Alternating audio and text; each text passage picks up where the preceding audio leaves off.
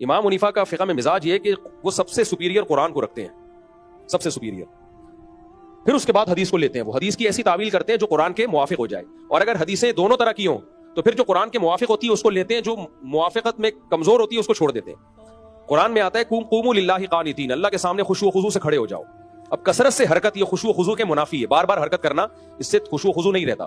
تو امام حنیفہ نے دیکھا رفع الیدین کرنے کی حدیث بھی ہے اور عبداللہ بن مسعود کی نہ کرنے کی بھی ہے. تو انہوں نے کہا کہ بات جو بار بار حرکت کرنا رکوع میں جاتے ہوئے رکوع سے اٹھتے ہوئے, تو ٹھیک ہے نبی سے یہ ثابت ہے, لیکن یہ بھی تو ثابت ہے کہ نہیں بھی کیا آپ نے, تو وہ حدیث جو خشوع کے زیادہ منافی ہے اس کو لے لیا جائے. تبھی میں نے دیکھا جو رفع الیدین کرتے ہیں ٹھیک ہے سنت سمجھ کے کرتے ہیں, ہمیں ان پہ کوئی اعتراض نہیں ہے, اختلافی مسئلہ ہے, لیکن آپ ان کا عمل بھی دیکھیں, آپ وہ پراپر وے میں نہیں کرتے رفع الیدین. شروع میں جب نیا نیا جوش آتا ہے نا تو بڑا طریقے سے رکوع میں جاتے ہیں, پھر آہستہ آہستہ کیا ہوتا ہے یوں کر رہے ہوتے ہیں, بس اس سے پتہ چلتا ہے خود بھی تھک جاتے ہیں, یہ اس عمل سے خود بھی تھک جاتے ہیں. تو اس میں امام حنیفہ کی جو رائے ہے نا کہ اسکنوا فی الصلاۃ, حدیث میں آتا ہے نماز میں سکون پیدا کرو, سکون پیدا کرو نماز میں, تو وہ رفع الیدین نہ کرنے میں سکون زیادہ ہے.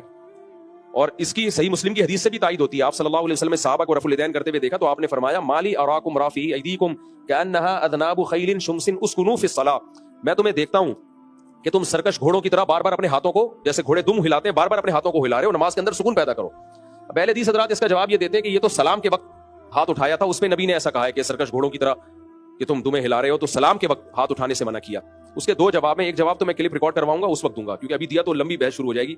دوسرا جواب یہ کہ ہم مان لیتے ہیں کہ یہ سلام کے وقت تھا, یہ سلام کے وقت صحابہ ہاتھ اٹھا رہے تھے تو اس پہ نبی نے منع کیا. تو صحابہ خود سے ہاتھ اٹھا رہے تھے, یہ پہلے نبی کو کبھی دیکھا ہوگا, انہوں نے دیکھا تھا صحابہ خود سے نماز میں کوئی ایسی حرکت صحابی نہیں کریں گے جس کا نبی سے ثبوت نہ ہو. اس سے معلوم ہوتا ہے سلام کے وقت بھی رفع الیدین تھا جو پھر نبی صلی اللہ علیہ وسلم نے چھوڑ دیا اور صحابہ کو کہا کہ یہ کام مت کرو, نماز میں سکون پیدا کرو. اس سے یہ تو پتہ چل گیا ہے کہ رفع الیدین کرنا سکون صلات کے بہرحال منافی ہے.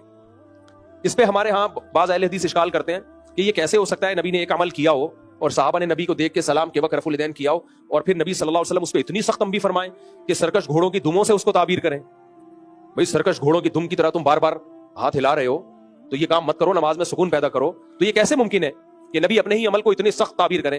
بھائی ایسے ممکن ہے کہ نبی نے جب وہ عمل چھوڑ دیا نا تو وہ منسوخ ہو گیا, پھر اس پہ یہ شدت بنتی ہے. اس کی مثال ہے جیسے صحیح مسلم میں آتا ہے آپ نے صحابہ کو حکم دیا کتوں کو مارنے کا مدینہ میں. آج لوگ مدینہ کے کتے بنے ہوئے ہیں, حالانکہ حدیث میں آتا ہے مدینہ کے کتوں کو آپ نے مارنے کا حکم دیا. تو اب کیا تھا, وہ ایک وقت کے لیے تھا.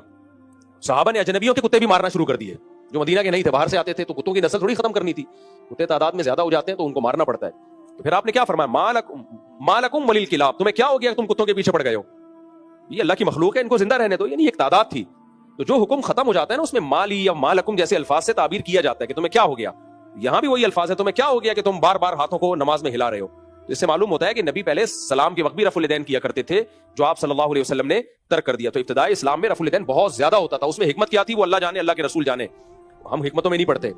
تو شروع میں 2 سجدوں کے درمیان میں بھی ہوتا تھا, رکوع میں جاتے ہوئے بھی, رکوع سے اٹھتے ہوئے بھی, تیسری رکعت کے لیے اٹھتے ہوئے بھی. لیکن حدیثوں سے پتہ چلتا ہے کہ 2 سجدوں کے درمیان بھی آپ نے ترک کیا, حدیث سے بھی پتہ چلتا ہے رکوع سے اٹھتے ہوئے ترک کیا, حدیث سے بھی پتہ چلتا ہے کہ تیسری رکعت کے سے اٹھتے ہوئے ترک کیا. تبھی بعض ائمہ اس کے قائل ہیں, ان کے قوال ہیں کہ تیسری رکعت سے اٹھتے ہوئے آپ رفع الیدین نہیں کریں گے. اس میں بہت مختلف آ رہے ہیں. تو کسی نے دیکھا جہاں جہاں ثابت ہے وہاں کر لو, اہل حدیث نے یہ دیکھا ٹھیک ہے بھائی آپ کی یہ سوچ ہے, ہمیں اس پہ کوئی اعتراض نہیں. امام حنیفہ کا اپنا ایک سوچنے کا اسٹائل ہے, ان کا اپنا ایک غور کرنے کا انداز ہے. انہوں نے دیکھا نبی کے آخری سے آخری عمل کو لیا جائے, تو پھر ان کی رائے یہ بنی اہل مدینہ اور اہل کوفہ کے عمل کو دیکھ کر اور عبداللہ بن مسعود کے قول کو لے کر. عبداللہ بن مسعود تو بہت بڑے فقیہ تھے, اور عبداللہ بن مسعود نے صرف یہ نہیں کیا کہ ایسے نماز پڑھ کے دکھائی, اپنے سارے شاگردوں کو یہ والی نماز سکھائی ہے انہوں نے. تبھی عبداللہ بن مسعود کے جتنے شاگرد ہیں کوئی بھی رفع الیدین نہیں کرتا تھا, جن میں بخاری اور مسلم کے راویوں میں علقمہ اور اسود بھی ہیں. یہ تو بخاری مسلم کے بہت بڑے راویوں میں سے ہیں. تو آپ بخاری کی رٹ لگاتے ہو, بخاری نے جہاں سے حدیثیں لی ہیں ان کو اگر آپ کہو کہ یہ خلاف سنت نمازیں پڑھتے تھے تو بخاری تو گئی نا. مجھے ایک آدمی کتاب دے کے جاتا ہے, مجھے اس پہ اعتماد نہیں ہے کہ یہ کتاب دینے والا ٹھیک ہے یا غلط ہے, اور میں کتاب کے فضائل سنا رہا ہوں, جس نے کتاب دی ہے وہ چور نکلا, اس کو میں چور کہہ رہا ہوں, تو کتاب تو گئی نا. تو بخاری جن راویوں سے آئی ہے, جن راویوں کی حدیثیں امام بخاری نے لی ہیں, ان میں بہت سارے راوی تو حنفی تھے, وہ رفع الیدین نہیں کرتے تھے, جبکہ وہ